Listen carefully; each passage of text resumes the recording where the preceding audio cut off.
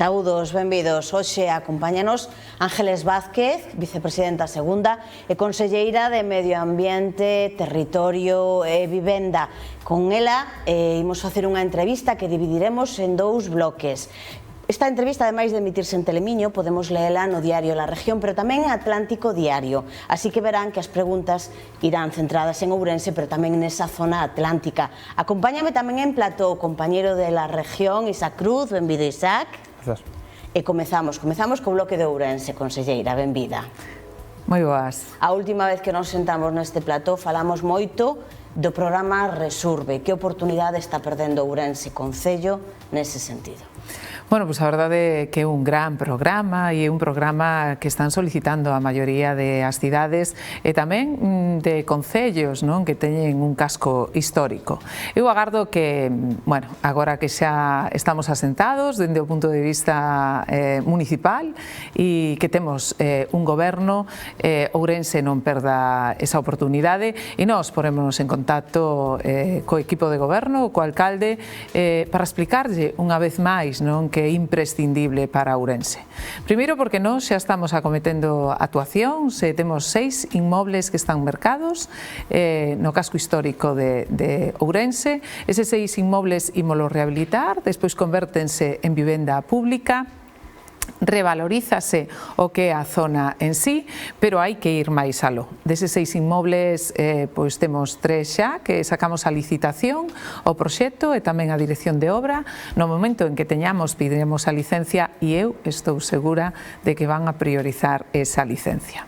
Pero hai que afondar e todos sabemos que Ourense ten un casco histórico envidiable, pero hai moita inversión que temos que acometer. Non serve solo coas áreas de rehabilitación integral, aparte acabamos de concederlle 2 millóns de euros a maiores ao Concello para que siga rehabilitando, pero hai que facer un estudio e hai que facer unha delimitación e, polo tanto, ver que facemos con eses baixos comerciales que igual xa non ten sentido que sexan comerciales, igual temos que ir pola vía de, bueno, pues de convertelos, non, en vivenda, que é fundamental e ademais sí que hai solicitudes para vivendas en Ourense, sobre todo para os máis novos, non, aqueles menores de 35 anos, e darlles posibilidades e, por outro lado, accesibilidade, esa accesibilidade que hai que poñer en marcha e que é universal, porque temos xente maior que igual quere voltar de novo aos cascos históricos, pero temos que darlles esas posibilidades, igual que non podemos deixar por a veces diferencias de que teñan pois un ascensor ou salvascaleiras, non? Os nosos edificios podemos protexelos igual, pero han de ter os servicios. Por lo tanto, bueno, pois comenzase unha nova legislatura dende o punto de vista de os municipios e nós estamos abertos a colaborar co Concello de Ourense e tal e como digo, pois en setembro, porque o mes de agosto, bueno, somos coñecedores, non? De que a xente tamén unha necesita descansar, moitas veces non están todos os técnicos municipais, pero o mes de setembro eu agardo que sexa crucial para que Ourense pois teña esa área Resurbe. Outro dos plans Resurbe da provincia o de Ribadavia, que despois de 4 anos non rexistra moitos avances. Que está a suceder? Bueno, pois a verdade é que non deberíamos de ligar a parte ideolóxica co desenvolvemento dun pobo ou dunha cidade. E o que aconteceu é que a Xunta de Galicia tamén mercou, en este caso temos 12 inmobles, pero, bueno, pois o equipo de goberno que houbo durante estes 4 anos non lle dou a importancia ou simplemente decidiu estancalo. Cambiaron as cousas, mudaron, xa estamos traballando e eu agardo que este mesmo ano xa se vexa unha das rehabilitacións. Ribadavia hai que darlle un impulso, o casco histórico, bueno, temos que poñelo en valor, son moitas as vivendas que están deshabitadas, pero estou convencida que coa rehabilitación rehabilitación das mesmas, habrá xóvenes que decidan ir a vivir a Ribadavia, e aparte que xunto con eses inmobles que adquirimos damos novos servicios, porque hai unha oficina onde hai persoal especializado que pode informar a cidadanía non só sobre as axudas que temos no casco histórico, sino as axudas de eficiencia enerxética, por exemplo, ou axudas de accesibilidade ou de fermosismo, múltiples axudas que ten a Xunta de Galicia nestes momentos para os galegos e as galegas. Manterá o Goberno autonómico as líneas de axuda para a rehabilitación, xa non falando só entre administracións, sino entre particulares. Poderán acceder a esas axudas para a compra de vivendas nos cascos históricos, por exemplo, ou no rural, que tamén había algunha liña para a rehabilitación?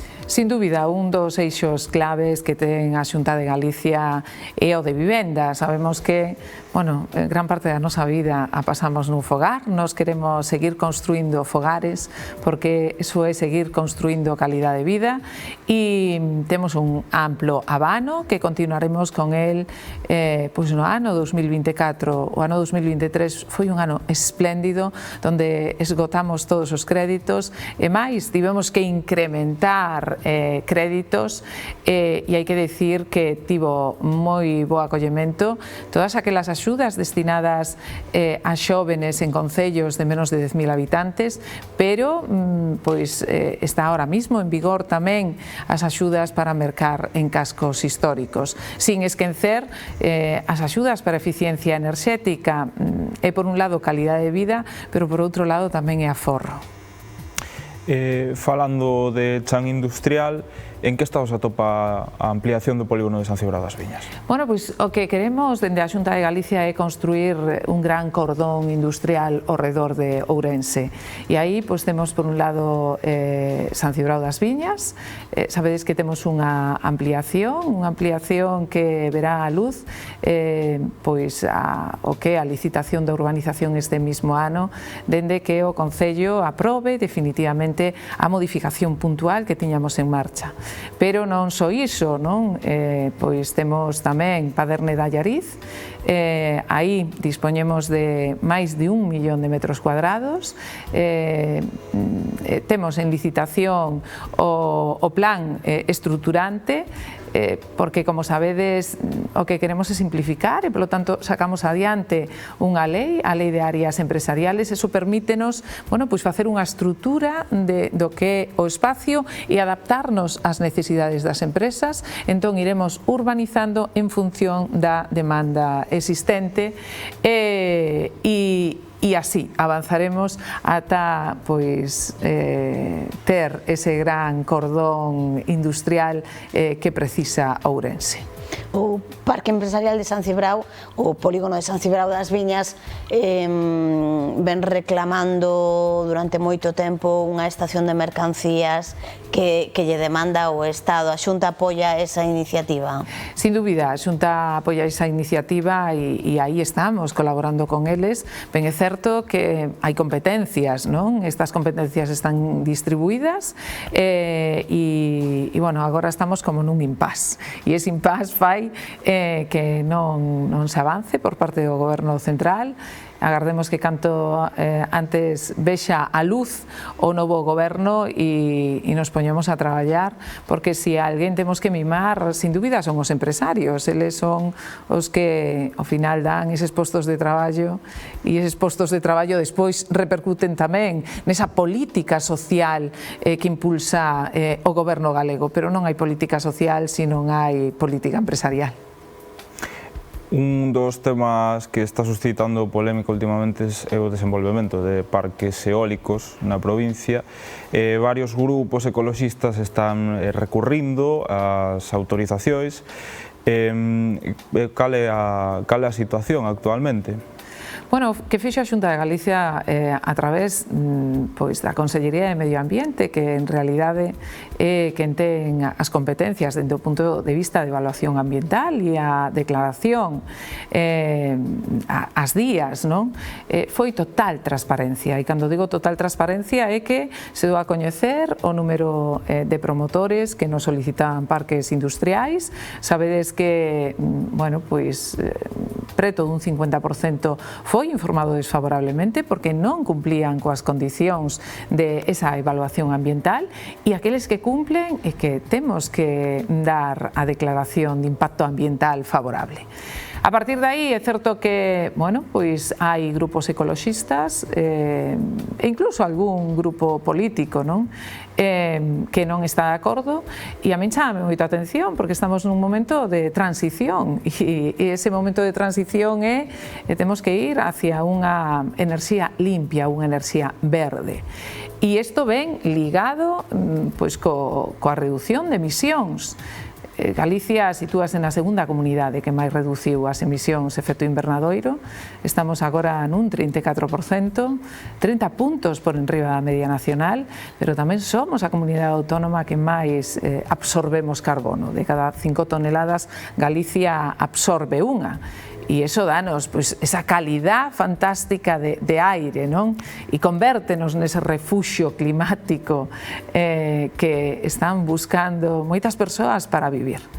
Por lo tanto, o que temos que facer nos parques eólicos é ver que cumple, e cumplir é se afecta ou non afecta o medio natural, dentro do punto de vista paisaxístico, se hai impacto ou non hai impacto, que ocorre se pasa un regato, como afecta as nosas especies, e a verdade é que agora mesmo a min xa me gustaría que o Tribunal Supremo ao final puxera as cousas claras, non? Porque non se pode poñer en entredito o traballo dos técnicos e dos grandes profesionais que se esmeran arreo con un fin, e ese fin é o que marca Europa, é o que marca o Ministerio de Transición Ecolóxica. Pero, ollo, ese Ministerio de Transición Ecolóxica despois, cando hai recursos de certas entidades ecoloxistas, resulta que veñen nun membrete de eses recursos do Ministerio de Transición Ecolóxica. Non entendemos moi ben que está pasando con este Ministerio.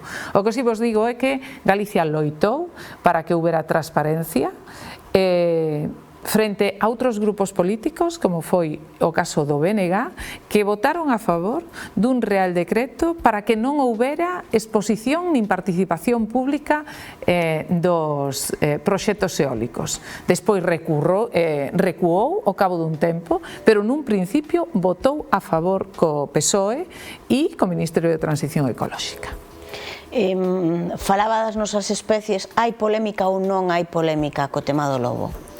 Pois hai polémica co tema do lobo e non debería de habelo. Eu son a primeira interesada e ademais a min compéteme velar pola biodiversidade. A biodiversidade é ter lobo, pero é ter cachenas, é ter cabalo galego, é ter lebre, é ter coello, e aí é o difícil equilibrio que fixo ben Galicia. E cando digo que fixo ben Galicia é que ata que o Ministerio decidiu que o lobo formara parte do listado LESPRE como se fora unha especie en perigo de extinción, pois o que facíamos era xestionar o lobo. Galicia non cazaba lobos, xestionaba o lobo, e si había unha zona, bueno, pois que nun momento determinado a presión era tal que desaparecían todos os cabalos galegos ou desaparecían parte das nosas razas autóctonas, entón nos actuábamos. Agora non podemos actuar, pero tampouco temos solucións, porque a pesar de que o Ministerio dixo que se lle daría recursos ás comunidades autónomas, a Galicia pertencíanlle 4,5 millóns de euros que eu teño que dicir que se nos negaron, por non dicir que se nos roubaron. Negáronsenos por algo moi sinxelo, que pretendían que, como Consellera de Medio Ambiente, asinara unha estrategia que supoñía pois vender aos nosos gandeiros, xa que as exixencias eran tales que era imposible que as cumpliran. E frente a isto, Galicia non dou un paso atrás, de feito recurrimos. Eu estou segura, estou convencida de que imos gañar, de que os galegos van ter os fondos que lle pertencen, porque sendo unhas comunidades autónomas con máis lobos, non ten sentido, non? Que non teñamos esos recursos e que os recursos se lles den a outras comunidades autónomas que non os teñen. E de feito, bueno, pois estamos aí ao carón de os gandeiros con axudas de prevención, axudas para danos, e este ano puxemos en marcha unha nova axuda de ata 18.000 euros para a contratación de pastores, persoal que manexe o gando e salvagarde a este gando.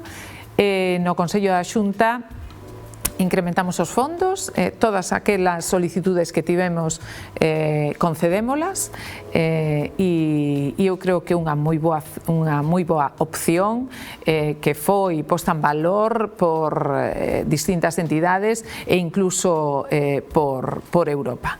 E esa é a liña que debería de seguir o Ministerio de Transición Ecolóxica. Hai lobo en Galicia porque o gandeiro foi quen de soster o lobo en Galicia. O que non podemos é ter máis lobos que gandeiros. E nós, ademais, demostramos que o número de manadas vai a máis, que non disminúe. O Ministerio de Transición Ecolóxica mentiu e trasladou un informe que eu supoño, ou quero creer que é un erro, porque o que nunca se pode facer é terxiversar os datos que dá unha comunidade autónoma dicíndolle a Europa que o número de lobos disminuía. Recuperando o tema enerxético, o Goberno acaba de dar autorización administrativa previa a un parque solar na Gudiña de máis de 100 hectáreas, 57 megavatios de potencia. Ve potencial a enerxía fotovoltaica en Galicia e que encaixe ambiental pode ter? Bueno, pois é unha alternativa máis. Está por un lado a eólica e por outro lado está a solar. O número de horas de sol en Galicia son as que son. Cando se elixiu a Gudiña é porque hai un informe que acredita, bueno, pois que é viable. Nós fixemos informes e neses informes puxemos unha serie de condicións porque esa é unha zoa, bueno, pois onde hai algunha especie protexida. Non estamos na zona crítica de voo da águila, pero sí podrían chegar ata aí as águilas, e polo tanto o que exiximos é facer unha serie de compensacións noutros territorios, pero é unha alternativa máis, son alternativas que hai que explorar. Dende o punto de vista de impacto paisaxístico tamén fixemos as nosas exixencias, pero bueno, non creades que o Ministerio de Transición Ecolóxica obedece en exceso as recomendacións que facemos ás comunidades autónomas. Falando de enerxías alternativas, pasamos un pouco o bloque de preguntas da zona atlántica, e a primeira ten que ver precisamente coa enerxía eólica da que falaba. Que vai suceder ou cal é a postura da Consellería ante ese parque que está previsto entre as CIES e a desembocadura do Miño? Bueno, pois agora mesmo aínda non hai ningún tipo de informe emitido, pero nos quixemos salvar Galicia, e cando decimos salvar Galicia somos moi exixentes a hora de dar eses informes sectoriais favorables, e polo tanto aí o que temos é, por un lado, temos que salvagardar unha serie de especies. Estamos falando, bueno, que estamos moi preto de un parque nacional, e por outro lado está un sector, e ese sector é o mundo do mar, non? Hai que facer compatible unha cousa coa outra, e dai que puxésemos en marcha a Lei de Ordenación e Xestión Integrada do Litoral, donde xestionamos 12 millas mar adentro e terra adentro tamén, E neste sentido, bueno, pois nos imos ter voz, porque senón ato de agora a decisión correspondíalle ao Goberno Central.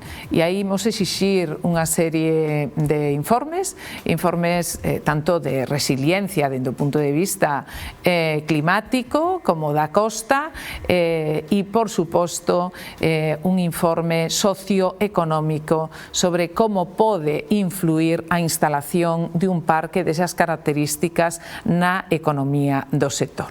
A lei entrou en vigor neste mesmo mes de xullo.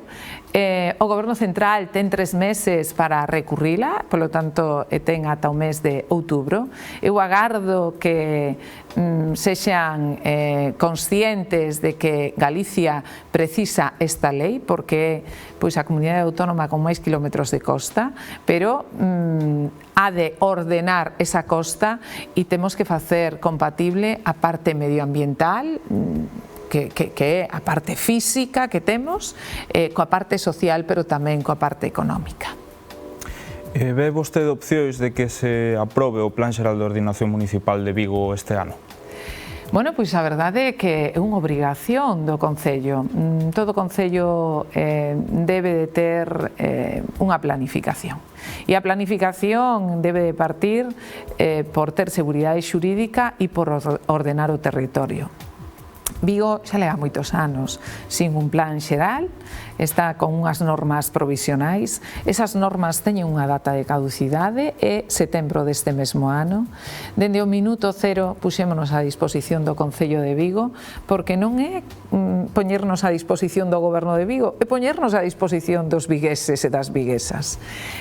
Agora mesmo veñen de facer a notificación da documentación para a evaluación ambiental en 3 días hábiles, porque recibimos esa documentación o día 24 de xullo, día 25 era festivo. En 3 días hábiles supervisamos toda esa documentación, vimos que está incompleta, e cando digo que está incompleta é porque a evaluación ambiental é o maior exercicio de transparencia que ten a lei e que nos temos que facer cumplir a lei para ter a relación de todas as administracións ás cales se lles pediu o informe sectorial, ver que se introduciron as condicións no proxecto e ao mesmo tempo a administración, en este caso autonómica, ten que saber que ocurriu coas alegacións e cales foron os métodos que se utilizaron para que houbese total transparencia coa cidadanía de Vigo. Eso non está no expediente e o que fixemos foi, primeiro puxémonos en contacto co equipo redactor que admitiu efectivamente que non estaba e a posteriori xa o trasladamos ao Concello como entendo que todo iso está feito e ben feito, nos o único que agardamos é que nos trasladen toda esa información o antes posible porque estamos no mes de agosto. E estando no mes de agosto e tendo 3 meses para unha evaluación ambiental, a Xunta de Galicia vai a facer un esforzo inmenso para telo nun mes. E dadevos conta que son máis de 100 plans xerales os que están aprobados neste momento e alguén podría decir por que con Vigo un mes e por que o resto 3 meses, e é por algo moi sinxelo, é que se non decaen as normas provisionales, entrase nun momento de grande inseguridade xurídica, hai unha gran preocupación e é unha das grandes cidades galegas e non pode seguir así, co cal nós o que queremos é que o Concello de Vigo aprobe provisionalmente o plan para que non decaian estas normas antes de mediados do mes de setembro.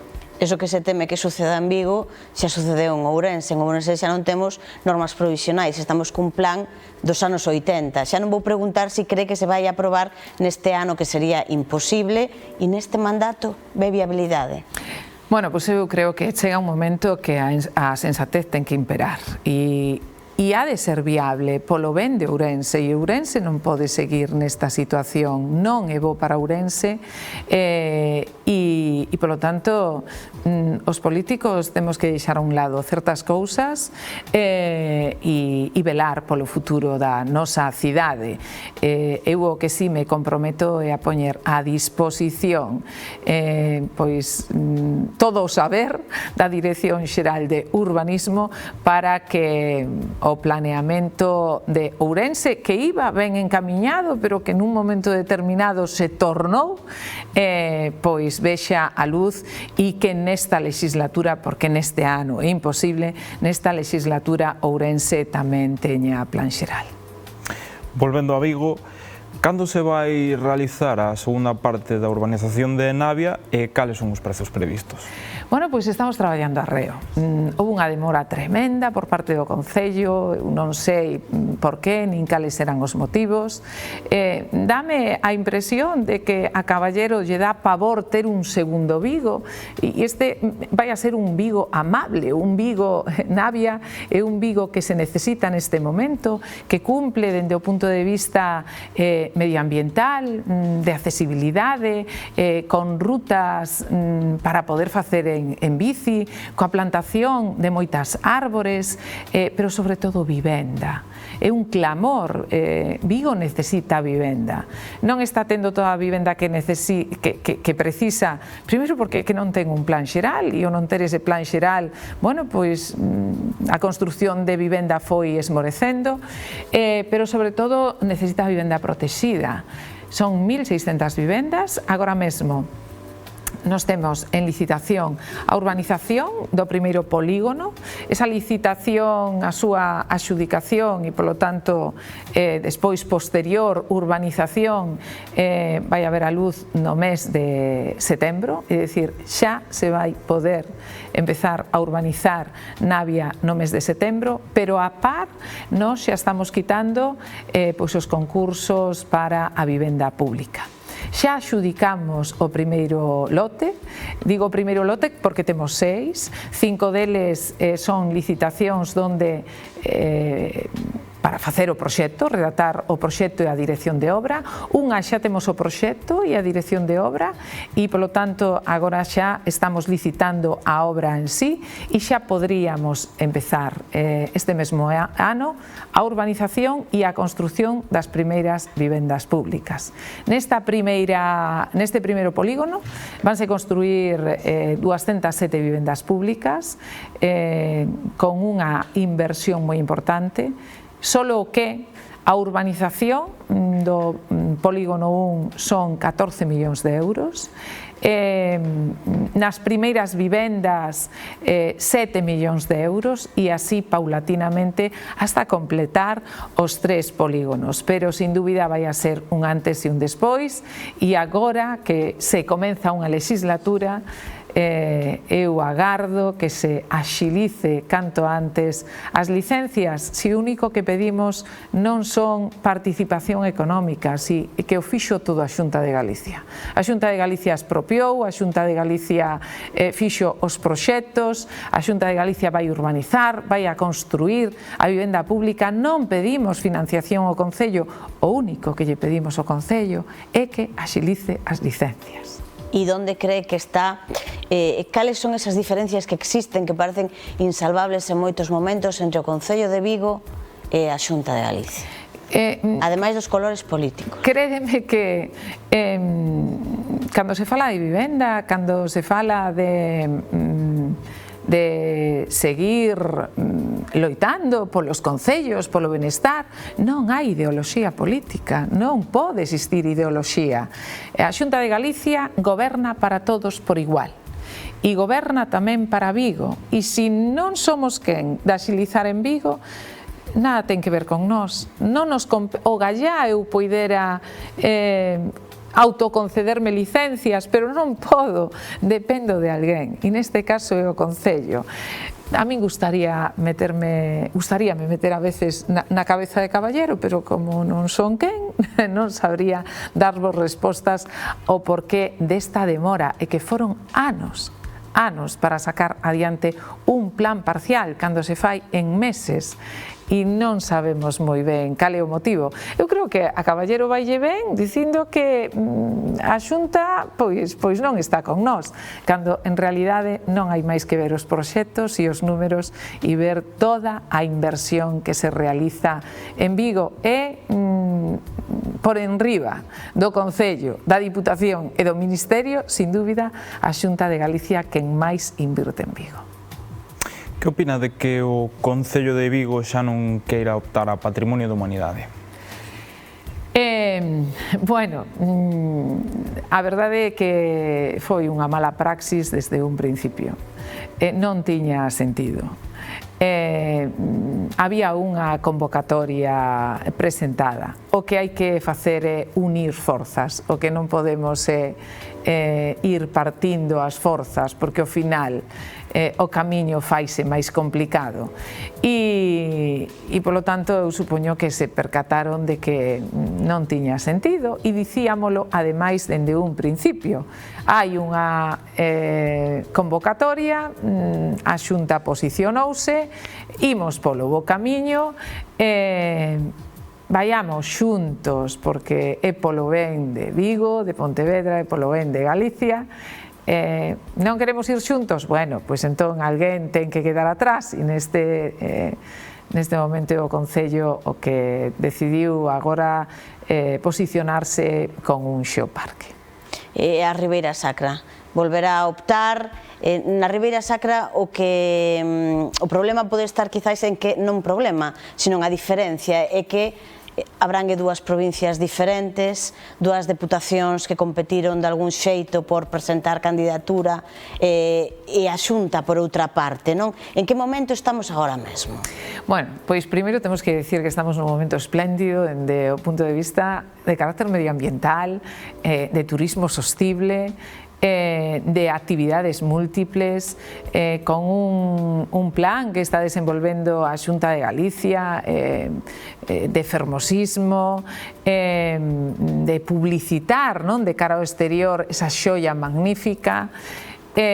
Conquerimos algo fundamental que fora declarada reserva da biosfera, fixémolo con unha nota de matrícula de honor, competíamos con outras moitas, ao final saiu a Ribeira Sacra e agora hai que ser patrimonio e sendo patrimonio aquí sí que non hai diferencias, imos todos a unísono, é dicir, imos todos nunha mesma liña, imos as diputacións, imos os concellos e Galicia en sí. Non é fácil conseguir que un espacio sexa declarado Patrimonio da Humanidade. Aí tivemos que facer distintos aportes, pero ímolo conseguir.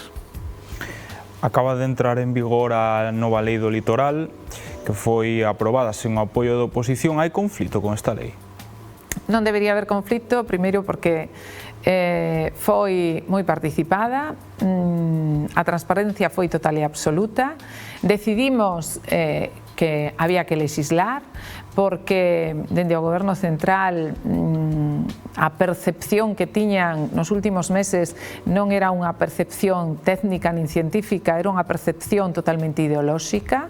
Entendía o Ministerio de Transición Ecolóxica que a costa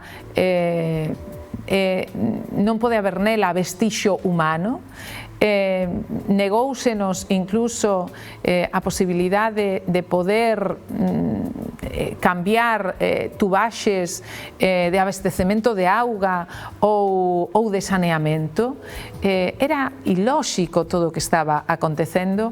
O Estatuto de Autonomía danos plenas competencias, así o dixo tamén o Consello Consultivo de Galicia.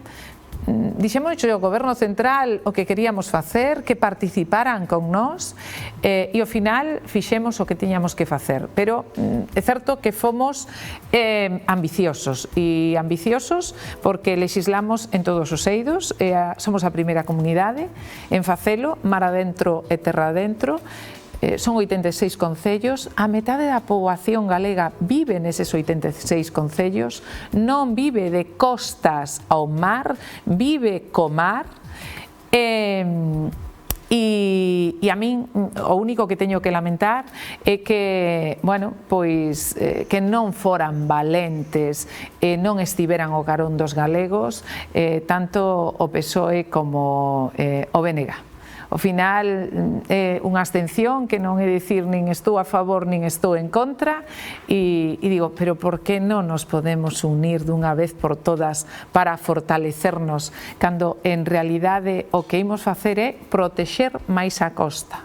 Pero tamén dicirlle aos galegos que teñen seguridade xurídica cando queiran invertir e para nós é estratégico pois a cadea mar industria, esas conserveiras que están nas nosas costas e neste momento deixaran de invertir e outras incluso xa se foron para Portugal. Estas empresas non contaminan, estas empresas non son o problema do cambio climático, pero tamén entendíamos que é estratégico as sendas litorais que ata de agora nin siquiera nos permitían facer sendas litorais por camiños antiguos. Pois aí está a Ruta dos Faros. Queremos facer unha gran senda litoral que vaya dende Portugal ata Asturias, pasando por todos os nosos concellos, porque queremos ese turismo desestacionalizado e ese turismo de natureza.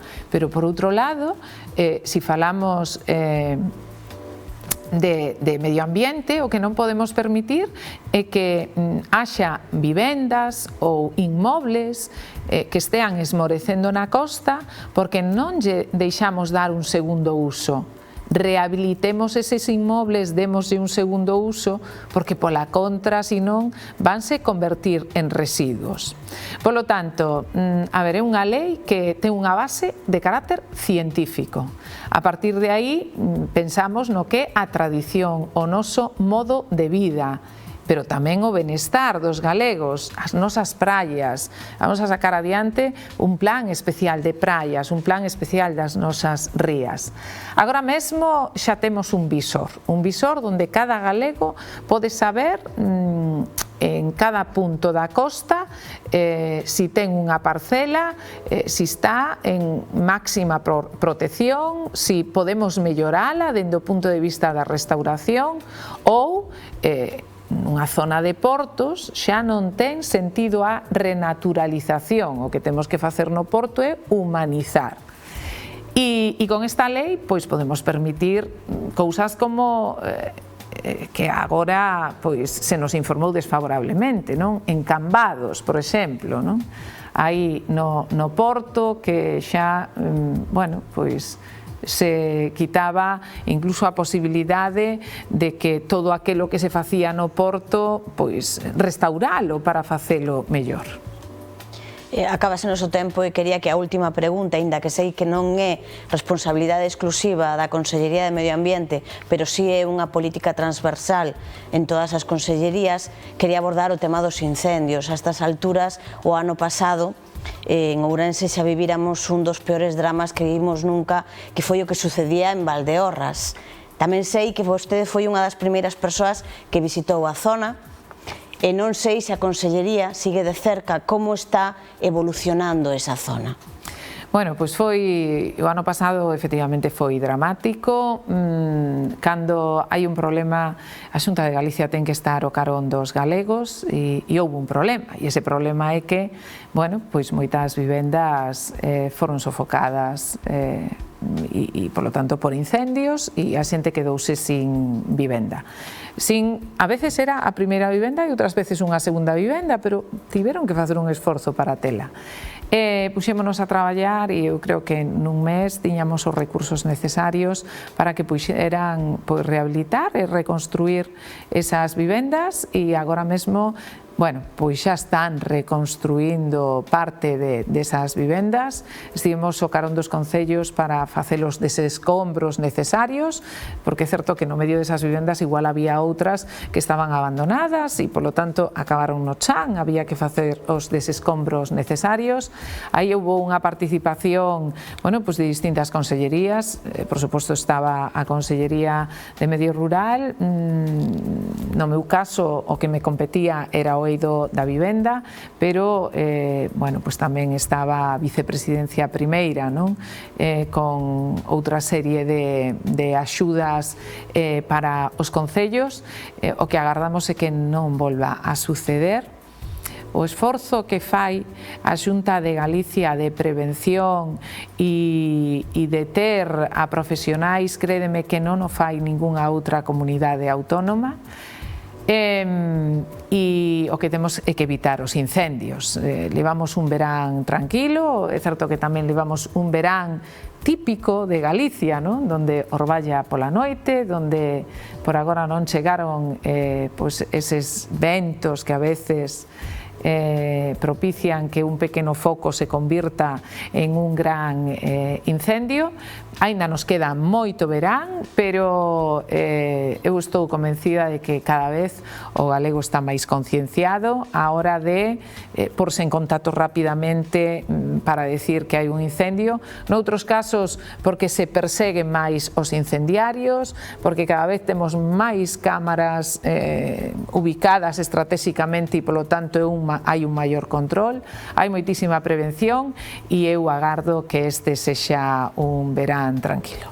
Conselleira, moitas grazas por acompañarnos hoxe neste café de redacción. Moitísimas gracias a vos e que teñades un feliz verán. Isaac, un placer, como sempre. Igualmente. A todos vostedes tamén, como sempre, moitísimas grazas por acompañarnos un día máis.